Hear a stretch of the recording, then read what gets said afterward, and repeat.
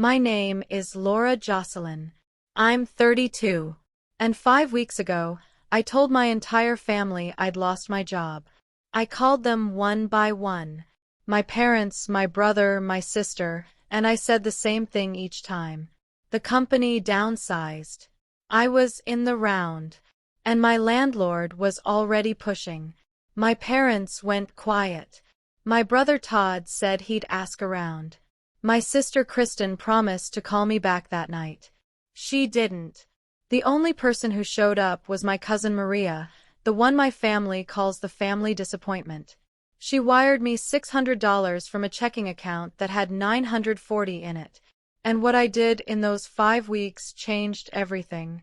None of them saw it coming. Welcome back to Calm Drama Stories. This is where quiet people draw their lines and walk through fire without raising their voice.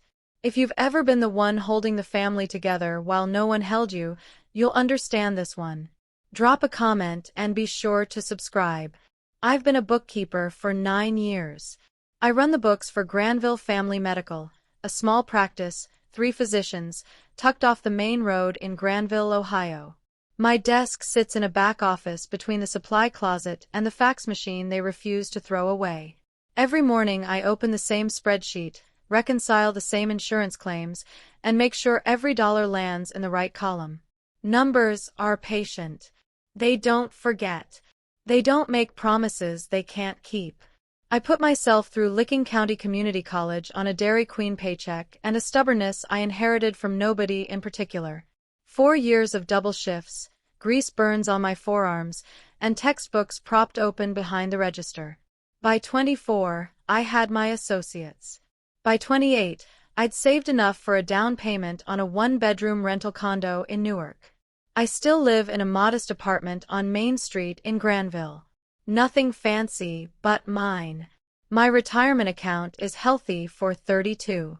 My life insurance policy is $250,000. I don't say that to impress anyone.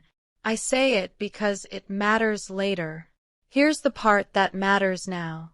Every month without being asked. I sent my mother Carol $200 to help cover the house.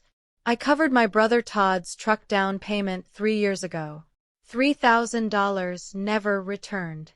I paid my sister Kristen's credit card bill twice when she was between jobs. I drove my father Wayne to his VA appointments when Carol said she had a headache.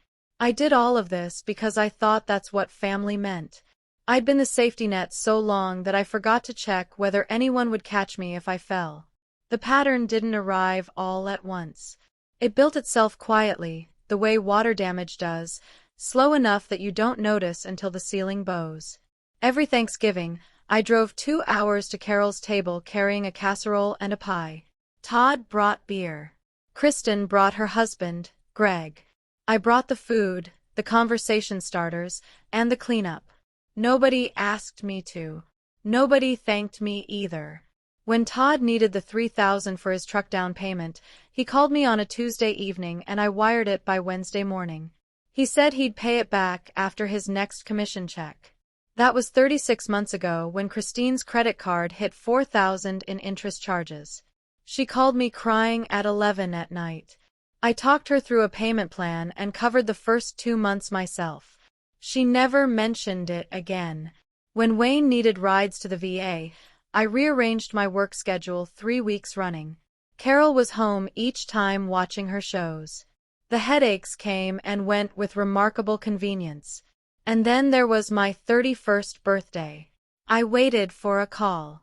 Todd texted HBD at 11 at night, the way you remember a deadline 10 minutes before it's due. Carol called the next morning. Oh, was that yesterday? I've been so busy.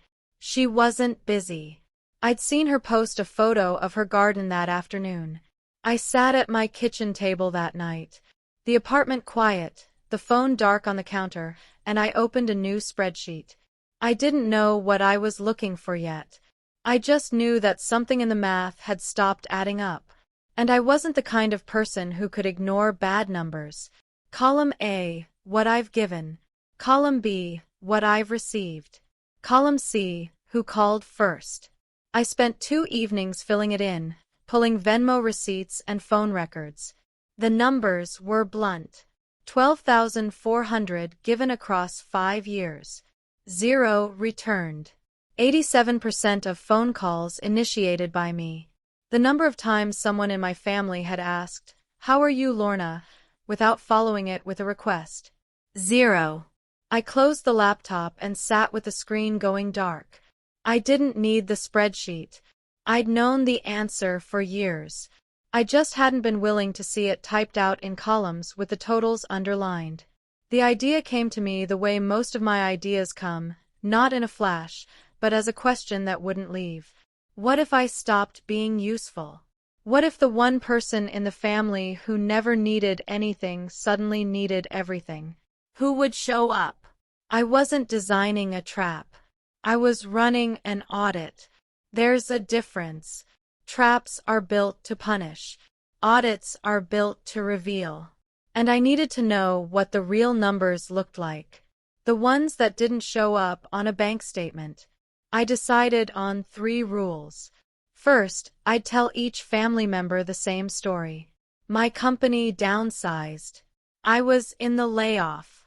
My landlord was making noise about the lease.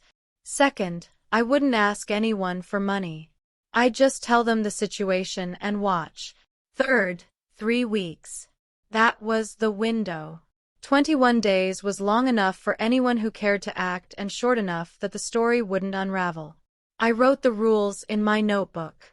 Then I picked up the phone and called Carol. I rehearsed the call in my car during lunch break, parked behind the medical practice where nobody could see me. The story was simple. Granville Family Medical had lost a major insurance contract. The physicians were restructuring and my position was being eliminated at the end of the month. I'd have maybe 6 weeks of savings before I started falling behind on rent. My landlord had already sent a letter about the new lease terms. None of it was true. The practice was fine. My job was fine. My savings account had enough runway for a year, but the story had to be real enough that anyone who cared would feel the weight of it, and vague enough that anyone who didn't care could find a comfortable excuse to look away. That's the thing about family. They're very good at looking away when looking at you requires something of them. I started with Carol because she was the hardest call. If I could get through her without breaking character, the rest would be manageable. I dialed on a Monday evening. She picked up on the 3rd ring. "Hi, Mom. I need to talk to you about something." Her voice was light. She'd been watching a baking show. I could hear the host in the background explaining the difference between batter and dough. "What is it, hun?" I told her. I kept my voice steady. A little scared. A little tired. The way you sound when you've been carrying something heavy and you're finally setting it down. When I finished, the baking show was still going in the background. Carol said, "Oh, that's a lot, Lorna." A long pause. "Well, you've always been resourceful." And she hung up. The baking show host was mid-sentence about butter temperatures. I called Wayne next. He answered on the 1st ring. He always does. "Dad, I might be in trouble." His voice changed right away. Dropped lower the way it does when he's worried. "What happened?" I told him the same story. When I finished, he was quiet for a few seconds. "Then, let me talk to your mother, Lorna. We'll figure something out." I knew what that meant. Talking to Carol about money was like talking to a locked door. You could knock, but she decided what came through. Todd was next. I caught him on his lunch break at the dealership. "That's rough, sis. Real rough." He sounded distracted. I heard keys jangling, someone in the background laughing. "Hey, tell you what, I'll ask around. Somebody at the dealership might know a place that's hiring." He said it the way you say we should get lunch sometime to someone you'll never call. "I'll ask around." 2 words, and a gesture enough to feel generous. Cheap enough to forget by dinner. Kristen was last. She picked up from Columbus, voice bright. "Hey, what's up?" I told her. She gasped. "Oh no, Lorna. That's terrible. I'll call you back tonight." "Okay, Greg and I are about to sit down." "Okay," I said. "Tonight." I hung up and opened my notebook. I wrote down each call, the time, the duration, the exact words. Carol, 3 minutes 14 seconds. Wayne, 2 minutes 41 seconds. Todd, 4 minutes 9 seconds. mostly about himself. Kristen 1 minute 52 seconds with a promise. I set the notebook on the kitchen counter and waited. Day 2, no calls, no texts. I checked my phone 3 times before I caught myself doing it and put it in a drawer. I'm a bookkeeper. I know what zero looks like. Day 3. Kristen's name appeared on Instagram. She was at a wine bar in the short north with 2 friends. Glasses up. Fairy lights in the background. Caption: Self-Care Sunday. I took a screenshot. I wasn't collecting evidence for a confrontation. I was documenting the data, the way I document everything. So I couldn't talk myself out of what I was seeing. Day 4. Wayne called. His voice was careful. The kind of careful that means someone told him what to say. Your mother and I were talking. She thinks you should look into unemployment benefits. She says the website is pretty straightforward. That was it. No. Do you need money? No. Come stay with us until you figure things out. Just a government website recommendation delivered in the tone of a man reading from a script his wife wrote on a napkin. Day 5.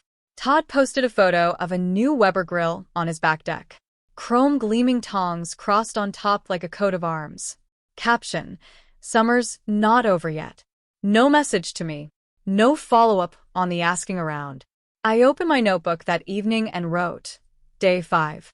For calls made. 0 follow-ups. 0 offers. 1 Instagram post from a wine bar. 1 grill. I closed the notebook and stared at my phone on the counter. Then on day 6 it rang. The screen said Maria Beckett, my cousin, the one my family calls the disappointment. Maria's voice was tight when I picked up. The kind of tight that means someone's been worrying before they called. Lorna, I just heard from Aunt Carol that you lost your job. Why didn't you call me? I hadn't called Maria because she wasn't part of the plan. The test was for the inner circle. Parents, siblings. Maria was the cousin on the margins, the one Carol mentioned at holidays with that particular tone. Maria's trying something new again. But Maria had heard, and Maria had called. I didn't want to burden you. I said, you've got your own things going on. How much do you need for rent this month? No small talk, no advice about government websites, no jingle of car keys or background laughter. Just how much? I tried to deflect. She cut me off. Lorna, just tell me the number. I gave her a number. 600. Roughly what a month's rent shortfall would look like if the story were true. 40 minutes later, my phone buzzed. A Zelle notification. $600 from Maria Beckett. I sat on the edge of my bed and stared at that notification. Maria makes $14.50 an hour at a diner in Zanesville. She drives a 12-year-old Civic with a cracked tail light. Her checking account, I would learn later, had $940 in it before that transfer. She sent me 64% of everything she had. She didn't ask what happened. She didn't suggest I budget better. She didn't offer to ask around. She just sent the money and then texted, let me know if you need more next month. That was the moment I stopped needing the spreadsheet. Maria had already balanced the only ledger that mattered. I stared at that Zelle notification for a long time. $600 from a diner paycheck, not a loan. A gift she couldn't afford from a woman the family dismissed.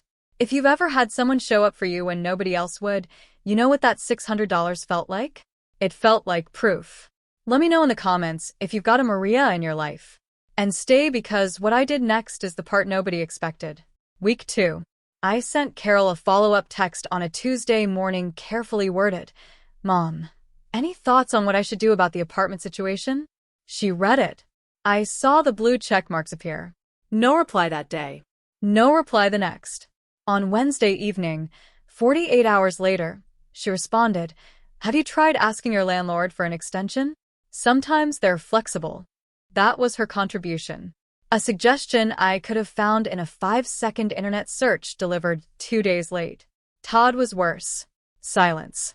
Complete silence. I called him the following Thursday. It went to voicemail. He called back 2 days later while I was at work. I stepped outside to take it. He talked about a sale he'd closed. A family from Pascagoula trading in a Subaru for a used F-150. He described the negotiation in detail, the color of the truck, the wife's hesitation, his own cleverness in closing it. 6 minutes. Then, almost as an afterthought, the way you remember to check the weather before heading out. Oh, hey. How's the job thing going? I told him nothing had changed. He said, hang in there, sis. Something will turn up. And he was gone. Kristen had stopped responding entirely. Her last message was, I'll call you back tonight. 9 days ago by then. She had posted twice on Instagram since a selfie at a farmer's market. A photo of Greg's new running shoes. Added it all to the notebook. Day 9. Day 10. Day 11. The columns filled themselves in. Todd's I'll ask around was 10 days old. Nobody had asked around. Nobody had called back. Nobody had shown up. The pattern was no longer a theory. It was a spreadsheet with no debits. Day 12. Wayne called when Carol was at the grocery store. I could tell because his voice was different. Hushed and private. The way he sounds when he's in the garage with the door down. Lorna, he paused. Do you need money? I could pull a couple hundred from my account. Your mother doesn't have to know. Before I could answer, I heard something in the background. A car door. Tires on gravel. Carol's Buick pulling into the driveway. Wayne's voice shifted instantly, like a switch flipping. The hush was gone. The private tone evaporated. Anyway, just checking in. Your mother sends her love. Take care. He hung up. I sat with that call for a long time after. Wayne wanted to help. For a brief window, maybe 11 seconds between, do you need money? And the sound of Carol's tires. My father had been ready to act. But wanting isn't the same as doing. And 11 seconds of intention doesn't survive 35 years of deferring to someone else's decisions. Carol hadn't told Wayne not to help. She didn't have to. Wayne had spent so long asking Carol's permission for everything, what to buy, who to invite, how to feel about the kids, that the reflex was automatic. He didn't need a direct order. He just needed to hear the car door, and the window closed on its own. I wrote in the notebook that evening, Dad tried for 11 seconds. I underlined it. It wasn't enough, but it was something, and it was more than anyone else had offered. And then Todd handed me something I never asked for. A coworker at the medical practice, Janet, one of the nurses, pulled me aside the following Monday. Hey, Lorna. I ran into your brother at the Speedway on Route 13. He mentioned you got laid off. She said it gently, the way people do when they're not sure how much you want known. I kept my face neutral. He said that. Yeah. He was filling up his truck. We chatted for a minute. He said you were having a rough go and he was trying to help you find something. I thanked Janet and went back to my desk. I sat there for a full minute before I touched the keyboard. Todd hadn't been asking around for jobs. Todd had been talking. He had taken my crisis, the one I'd trusted him with in a private phone call, and turned it into gas station conversation. I'll ask around never meant I'll help you find work. It meant I'll use your situation as something interesting to say to a stranger between pump 3 and the register. The thing about Todd is that he's not cruel. He's careless, which is a different kind of damage. Cruelty requires effort. Carelessness just requires not thinking about anyone but yourself. My hands were steady when I logged back into the billing system. My voice was calm when I answered the next phone call from a patient. But inside, something shifted. A gear that had been stuck for years finally turned. This wasn't just apathy. This was my brother converting my dignity into 30 seconds of small talk. And he'd done it without a second thought, the way you toss a receipt in the trash, because it had already served its purpose. Day 14. I was sitting at my kitchen table with a mug of tea gone cold when I heard a knock. Not a text, not a call, a knock. I opened the door, and Maria was standing there holding a glass casserole dish in one hand and a grocery bag in the other. She'd driven 40 minutes from Zanesville on a Wednesday evening. I figured you might not be eating right, she said, stepping past me into the kitchen.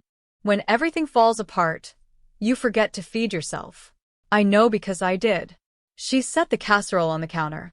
Chicken and rice covered in foil, still warm. The grocery bag had bread, peanut butter, bananas, and a box of those chamomile tea bags I'd mentioned liking once, maybe a year ago. She remembered. We sat at the table, and she talked about her own layoff 5 years back when she was 25 and living alone in a studio apartment in Zanesville that smelled like mildew. How she'd called Carol, and Carol had said, "Well, Maria, maybe this is a sign you should try something more realistic." How she'd called her own mother, Aunt Patty, who sent $50 and a prayer card. How she ate ramen for 2 months because she was too proud to go to the food bank and nobody in the family asked if she was eating.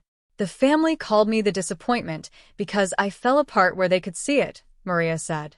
She tore a piece of bread in half and handed me the bigger piece. But falling apart in public, that's how I learned who actually cared. I almost told her the truth right there. That I hadn't lost anything.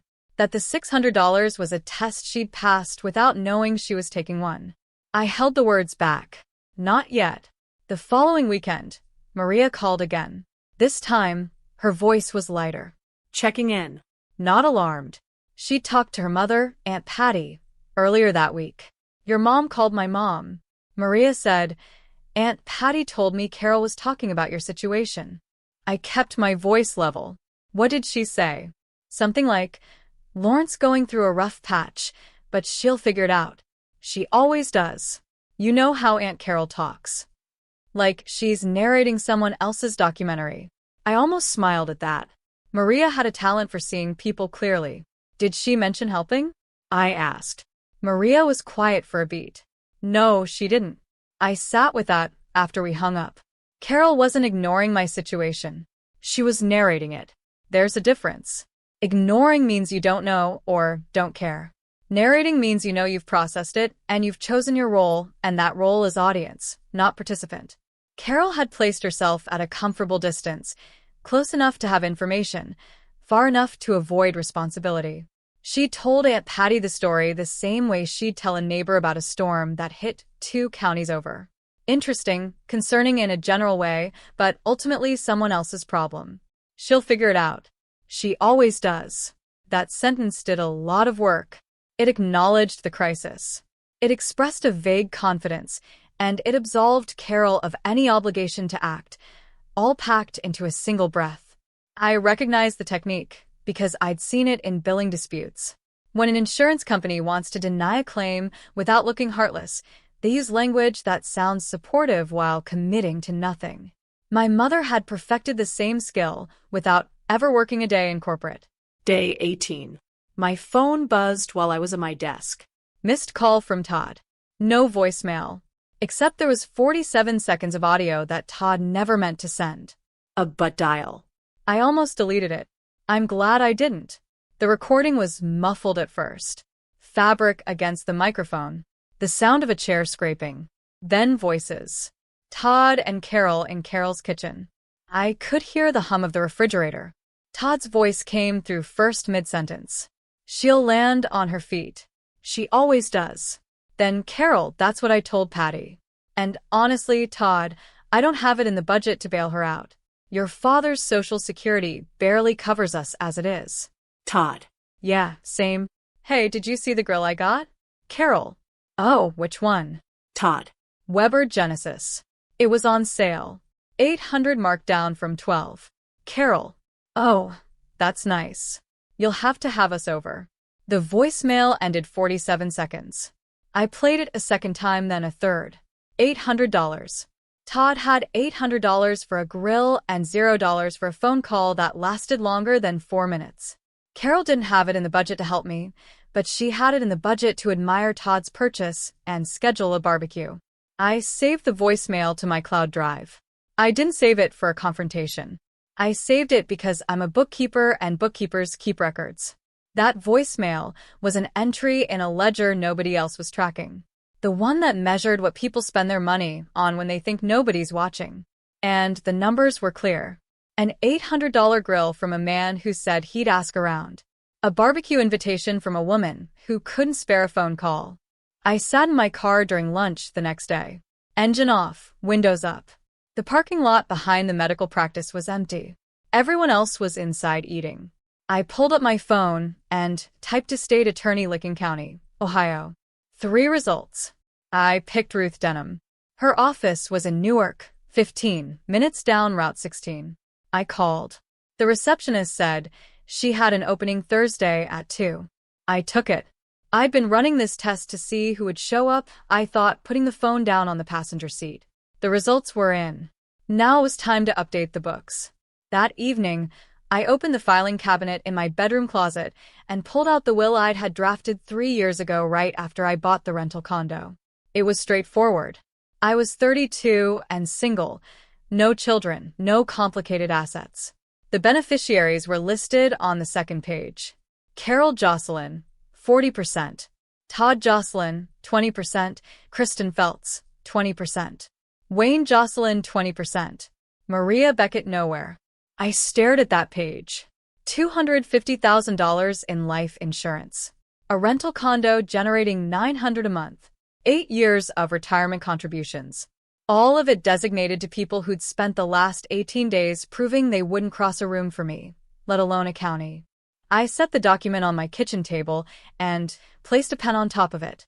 Then I poured a glass of water, sat down, and looked at it the way I look at a balance sheet that's been wrong for years and finally has a correction in sight.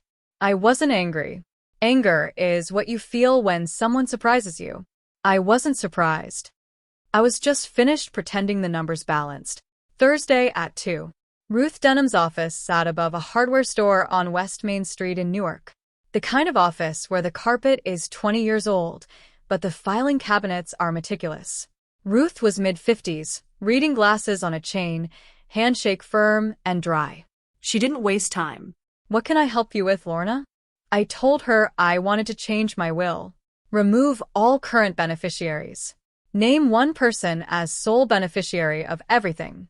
Life insurance, retirement accounts, and the rental condo in Newark transferred into a revocable trust. Ruth wrote while I talked. When I finished, she looked up. The beneficiary you want to add? What's the relationship? Cousin, I said. Maria Beckett. Ruth nodded. Are you anticipating any pushback from the current beneficiaries? Probably. In Ohio, Ruth said, setting her pen down. A competent adult can name any beneficiary they choose. Your family members can contest if they claim undue influence or lack of testimony capacity. But you're 32, you're employed, and you're sitting in my office making a clear decision with no one standing over your shoulder. They can be unhappy about it. She paused. But unhappy isn't a legal cause of action. We spent 40 minutes drafting the new will. 2 paralegals from her office served as witnesses. I signed every page. That evening at home, I logged into my retirement account and changed the beneficiary designation. Then the life insurance portal. Same change. Maria Beckett, sole beneficiary. By Friday at 4 in the afternoon, the will was signed. The retirement and insurance designations were changed online, and Ruth had filed the deed transfer to move the condo into the trust. She said the county recorder's office would need a few weeks to process the real estate side, but the paperwork was submitted and the direction was set. I hadn't told Maria. I hadn't told anyone. The documents were filed, the designations were changed, and the only people who knew were me and an attorney above a hardware store. Week 3. I stopped reaching out. No texts, no calls, no follow-ups. I wanted to see if anyone in my family would initiate contact about my situation without being prompted. Day 19, nothing. Day 20. Kristen posted Instagram stories from Hocking Hills. Her and Greg on a trail. Leaves turning. A boomerang video of a waterfall. No message to me. Her I'll call you back tonight was now 17 days old. Day 21. Todd's I'll ask around was 15 days old. No jobs, no calls, no follow-up of any kind. Day 22. My phone buzzed. A group text from Carol to the family. My birthday is October 14th, and I'd love to have everyone come for dinner. Pot roast and cake. Let me know so I can plan. October 14th, 2 weeks away. Carol had texted about her birthday dinner before she'd ever texted about my rent. She'd managed to plan a party, coordinate dishes, and send a cheerful group message, all while her eldest daughter was supposedly 1 month from losing her apartment. The text didn't mention me, didn't say, Lorna, I hope things are improving. Didn't acknowledge the crisis call at all. As far as this text was concerned, everything was normal. And maybe for Carol it was. I read the message twice. Then I typed my reply. I'll be there. What should I bring? Carol responded within a minute. Just yourself, sweetheart. I set the phone down and looked out the window. The maple on Main Street was just starting to turn. Mom wanted everyone at her table. I thought she just didn't want to earn it. I marked October 14th on my calendar. Then I went back to work. The reconciliation for September was almost finished. 21 days. That's how long the test ran. My mother texted about her birthday dinner before she ever texted about my rent. If that sentence just hit you, if you've ever been the afterthought in your own family while doing the most for them, you already know what I was planning for that table. But first, Todd did something none of us saw coming. Keep watching. 2 weeks before Carol's birthday, I asked Maria to meet me for lunch. I picked a diner halfway between Granville and Zanesville. Neutral ground, quiet booths, the kind of place where waitresses call you hon and refill your coffee without asking. Maria ordered a grilled cheese. She always ordered the cheapest thing. Old habit from the lean years, she said. Though I suspected it was also because she'd wired me $600 she didn't have and was watching every penny until the next paycheck. I waited until the food came. Then I said it. Maria, I need to tell you something. I never lost my job. She set her sandwich down. What? I made it up. All of it. The layoff, the apartment pressure. None of it was real. I told my family I was in trouble because I wanted to see who'd help. Maria stared at me across the table. I could see her processing the phone call, the $600, the casserole, the drive, all of it recalibrating. So the $600 I sent you, I'm returning every penny, I said. I already have the check written, but Maria, you were the only one. Out of everyone I called, you were the only person who showed up. Her eyes filled. She picked up her napkin and pressed it to her face. When she looked at me again, she wasn't angry. She was something else. Something that looked a lot like a woman who'd spent 30 years being told she wasn't enough and had just been told she was the only one who was. There's more I need to tell you, I said. But not today after Mom's birthday. Maria nodded slowly. She didn't push. She picked up her sandwich and took a bite. And we sat together in that booth without saying much. And it was the most honest silence I'd sat in all year. 10 days before the birthday dinner, Todd ran into Maria at a speedway outside Zanesville, small-town Ohio. People cross paths at gas pumps the way city people cross paths at coffee shops. Todd was filling the truck. Maria was grabbing a water. He spotted her through the window. Hey, Maria, how's it going? She came outside. They made small talk. Weather, work, the usual. Then Todd, leaning against his truck with that salesman ease, said, How's Laura doing? Still looking for a job. Maria hesitated. I told her the truth about the test, but I hadn't told her to keep it secret. I just hadn't told her to share it either. And Maria, who is kind but not always careful with her words, said, Oh, she's fine. She's been fine. It was all kind of a she caught herself. I mean, she's managing. Todd's eyebrows went up. What do you mean she's been fine? I just mean she's doing better than she thought. You know Lorna. Todd nodded. Let it drop. They said goodbye. Maria drove home with a knot in her stomach. Texted me that evening. I think I said too much to Todd at the gas station today. I'm sorry. I told her it was okay. It probably was. But driving back to Newark in that truck, Todd was replaying the conversation. She's been fine. Not. She's getting better. Not. She found something. She's been fine. Past continuous. Todd sold cars for a living. He listened to how people talked because inflection was how you closed a deal. He knew the difference between someone recovering and someone who'd never been down. He called Carol that night. I didn't hear the call, but I can reconstruct it from what came after. Todd's voice on the phone pitched low. Mom, I ran into Maria today. She said something off. She said Lorna's been fine like the whole time. Carol, sitting in the living room, muted the television. What does that mean? I don't know. But she caught herself like she was about to say more, and then pulled back. Carol sat with that. She thought about the phone call from 5 weeks ago. Lorna's voice had been steady. Measured to measured.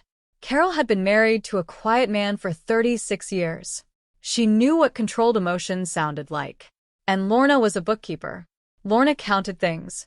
Lorna tracked patterns. Lorna kept records. That night in bed, Carol said to Wayne, You don't think Lorna made the whole thing up, do you? Wayne turned from the wall. Made what up? The job, the layoff, all of it. You don't think she tested us? Wayne didn't answer right away, which was its own kind of answer. Carol called Kristen the next morning. I think your sister lied to us about the job. Kristen's voice went sharp. Why would she do that? To see what we'd do. To see who'd come running. Kristen was quiet then. That's insane.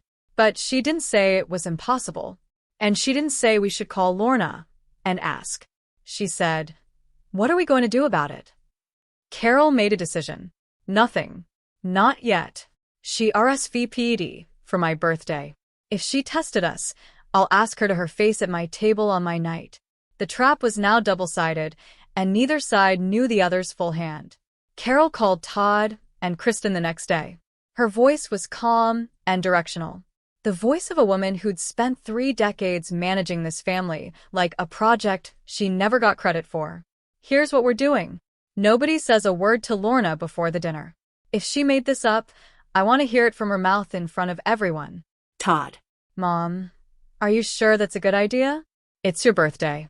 Carol, she had 3 weeks to play her little game. I get one evening to ask why. Kristen agreed quickly. Partly because she wanted answers, but also because if Lorna had lied, then Kristen's silence wasn't abandonment. It was justified. Nobody abandoned someone who was never in trouble. That logic rearranged itself comfortably in Christine's mind. She'd been carrying a low-grade guilt about the unreturned call, and Carol had just handed her an escape hatch. Todd was less certain, but Todd deferred to Carol the same way did instinct, not choice. Wayne overheard the plan from the hallway.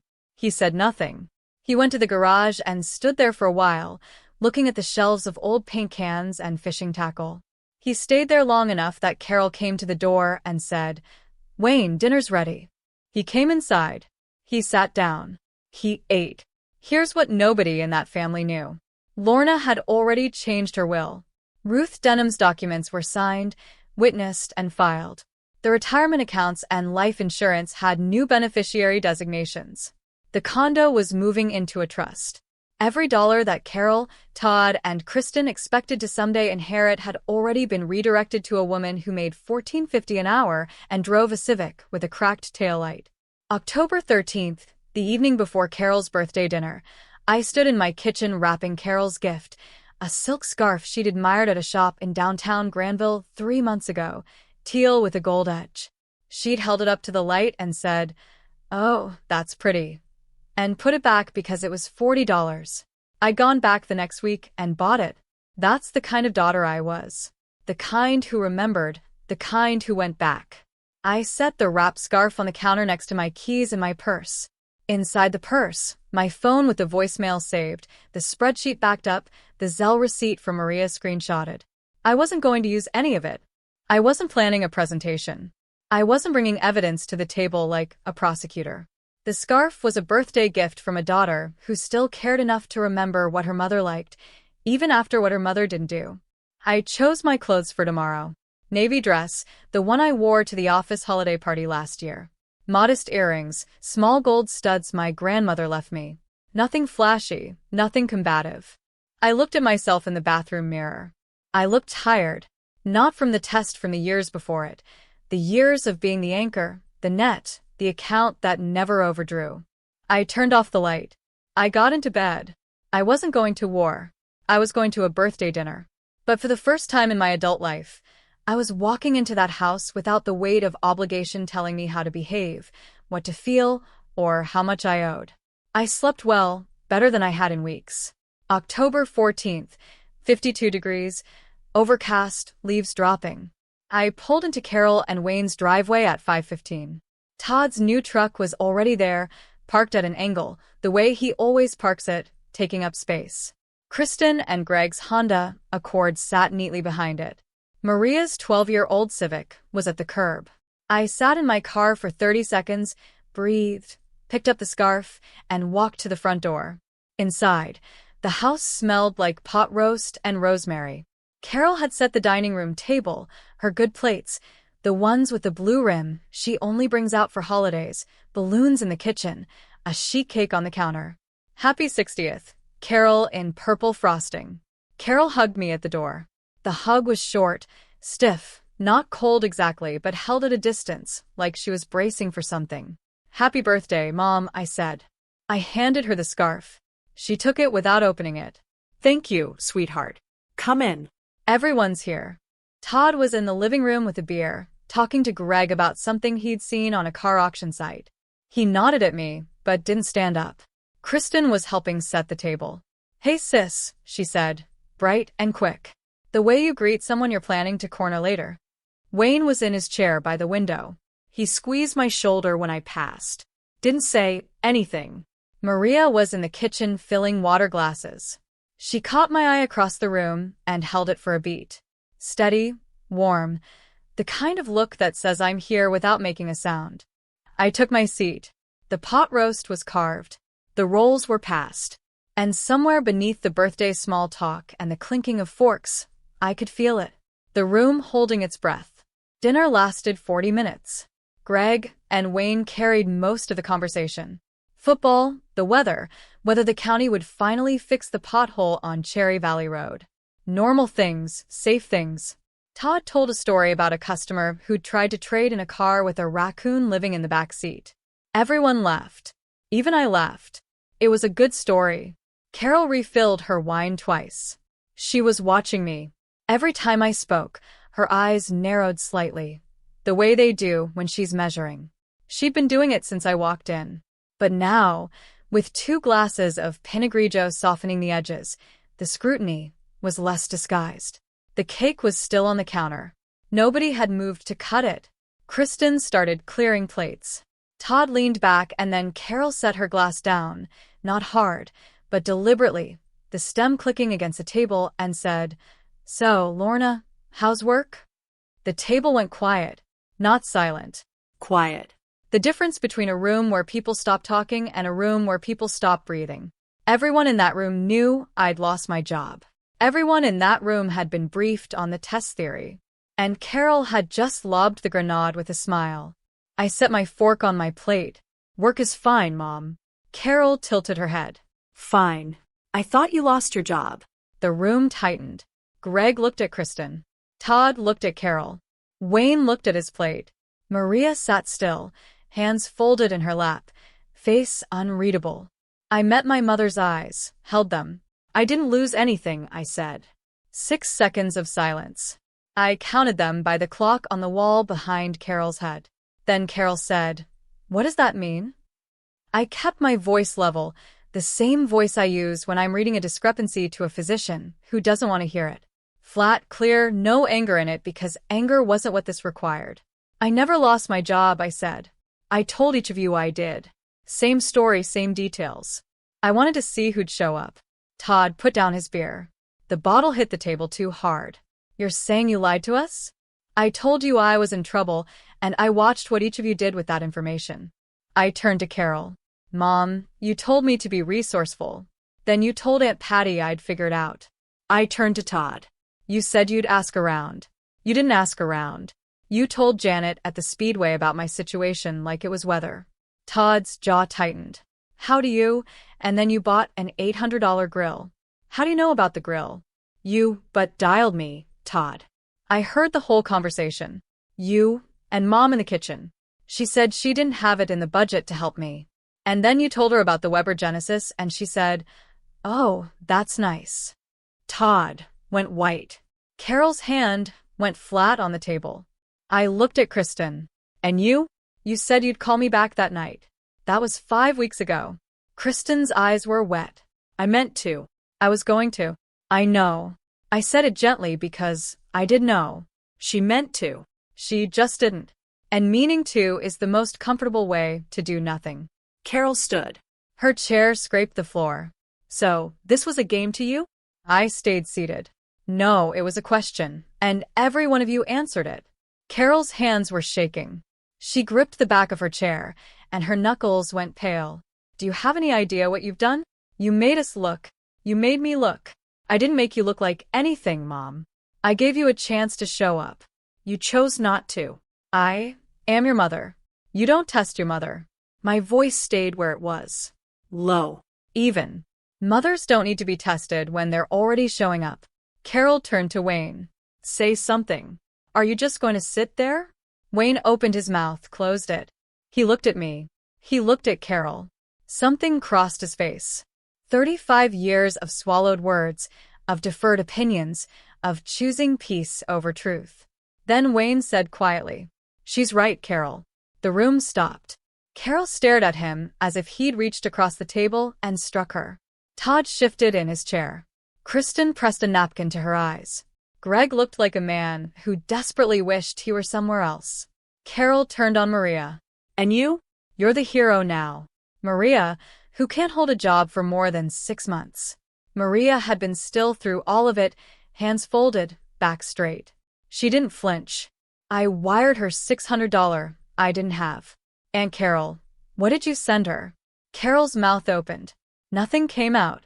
I watched my mother search for a response and find the shelf empty. Then I said evenly, "You told Todd in the kitchen that I'd land on my feet. She always does." Those were your exact words, Mom. While Todd was showing you his new grill, Carol sat down. The chair didn't scrape this time. She lowered herself into it like someone who'd just been told the floor might not hold. Todd leaned forward. He was trying to find the angle. The salesman in him, looking for the clothes. "Fine. You tested us. We failed. Okay. Are you happy now? Is this what you wanted? An apology? Because I'm sorry, Lorna. We should have done more. There. Can we move on?" I looked at him. I don't want an apology, Todd. Then what do you want? I've already made my decision. Carol's eyes sharpened. What decision? I folded my hands on the table. I changed my will 2 weeks ago, before any of you knew about the test. The silence that followed wasn't like the earlier ones. Those had been tense. This one was vacuum. Todd, you what? Kristen, what do you mean? Changed your will. I kept my voice steady. My life insurance, my retirement accounts, the rental condo in New York. I went to an estate attorney and redirected everything. Carol leaned forward. Redirected to whom? To Maria. Maria's head turned toward me. Her lips parted. I hadn't told her this part. This was the more I'd promised at the diner, and she was hearing it at the same table as everyone else. Kristen, you can't do that. I can. In Ohio, a competent adult can name any beneficiary they choose. My attorney confirmed it. Carol, you're punishing us. That's what this is. No, I said, I'm reflecting what happened. Maria showed up. You didn't. The will reflects who showed up. Todd stood. His chair tipped. Over a phone call. You're cutting us out over a phone call. Over a lifetime of phone calls, Todd. I looked at him. I just finally stopped pretending the ledger would balance. Maria's eyes were wide. She was looking at me with an expression I'd never seen on her before. Not gratitude exactly, and not shock. Something closer to disbelief that someone had weighed her and found her worth more than she'd ever been told. Lorna, I didn't send the money, for I know, I said. That's exactly why. Carol pointed at Maria. You two planned this. You planned this together. Maria shook her head. I found out about the test 2 weeks ago, Aunt Carol. I found out about the will 30 seconds ago. Same as you. She's lying. Carol said, nobody's lying. I said, that's the whole point. I asked a question. Everyone answered. I filed the paperwork. There was no plan. There was just math. Wayne stood up from his chair. He moved slowly, the way he does when his back is giving him trouble, and he walked around the table to where I was sitting. He put his hand on my shoulder, the same hand that had reached for the phone 5 weeks ago, and put it down when he heard Carol's car. Your mother, and I should have done better, Wayne said. His voice was rough. I should have done better. Carol, Wayne, what are you? Carol, stop. Nothing else. Quiet and final. I looked up at my father. He met my eyes. Whatever had been stuck between us for years, the 11 seconds, the deferred phone calls, the garage where he went to avoid decisions, something in it loosened. It wasn't absolution. It was acknowledgement. And from Wayne, that was everything. I picked up my coat from the back of my chair. The scarf I'd bought for Carol was still on the counter, sitting in its wrapping next to the birthday cake nobody had cut. I stood and pushed my chair in. Todd said, You're really going to walk out of Mom's birthday dinner? I stopped. I brought a gift. I showed up for dinner. answered every question. Honestly, I looked at him. That's more than anyone in this room did for me 5 weeks ago. Carol was gripping the back of her chair again. The same chair, the same knuckles, but something in her posture had changed. She looked smaller. I turned to her. Happy birthday, Mom. I walked to the front door and pulled it open. October air, cold, clean, the smell of wet leaves and wood smoke from a neighbor's chimney. Behind me, I could hear Todd saying something to Kristen. Carol's voice lower now. A chair moving. Then the door opened again, and Maria came out. She stood beside me on the porch, arms crossed against the chill. We didn't say anything for a moment, just stood there looking at the driveway, Todd's oversized truck, Kristen's sensible sedan, Maria's Civic with a cracked taillight, my 10-year-old Corolla. Maria spoke first. You didn't have to do that. The will thing. Yeah, I did. Why? Because numbers don't lie, Maria, and neither do you. She looked at me. Then she reached out and squeezed my arm. One firm press, the kind that says more than a hug. We walked to our separate cars. I drove east toward Granville. Maria drove south toward Zanesville. Separate roads, separate towns. But for the first time in a long time, I wasn't driving alone. The week after Carol's birthday was the quietest my phone had ever been. Then slowly the calls started. Todd first. He called twice. I let both go to voicemail. The first one was short. Lorna, listen. I think we should talk about what happened. The second, a day later, was longer. He started defensive, then softened, then circled back to defensive. He used the phrase overblown twice. He ended with, "Just call me back, okay?" I didn't. Kristen sent a text. 4 paragraphs dense with explanation. She'd been busy with work. She and Greg had been going through a rough patch. She didn't know how serious my situation was. She'd meant to call. Buried in the 3rd paragraph, between a description of her schedule and a reminder that she loved me, was a single line. I'm sorry I wasn't there. I read the whole thing once, then I typed, "Thank you for writing, Kristen," and set my phone down. Carol didn't call. She didn't text. The silence from her was different now. Not the strategic silence of a woman managing a narrative, but the wounded silence of someone who'd been seen clearly and didn't like the view. Wayne called once on a Thursday evening. His voice was steady. "I'm sorry, Lorna. I should have picked up that phone, and I shouldn't have let it go." I know, Dad. Are you okay? I'm okay. We talked for 9 minutes. He told me about a fishing spot he'd found on Buckeye Lake. I told him about a billing error I'd caught that saved the practice $6,000. Normal things, real things.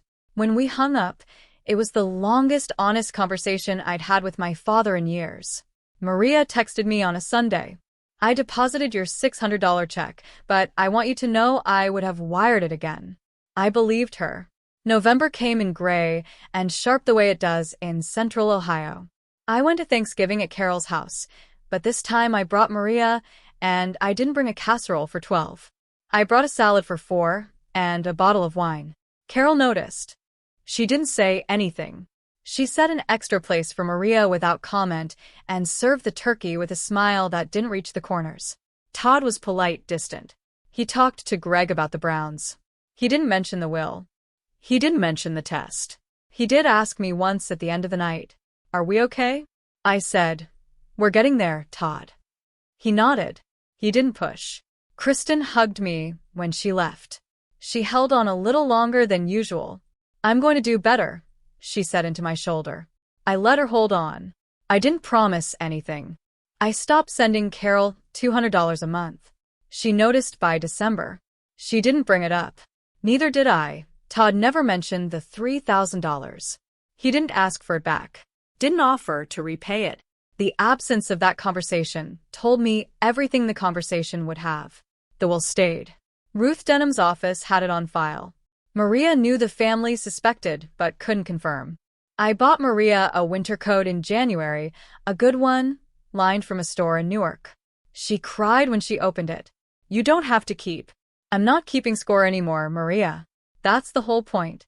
People will show you exactly who they are the moment you stop being useful to them. And the ones who stay are the only ones who were ever really there. That's my story."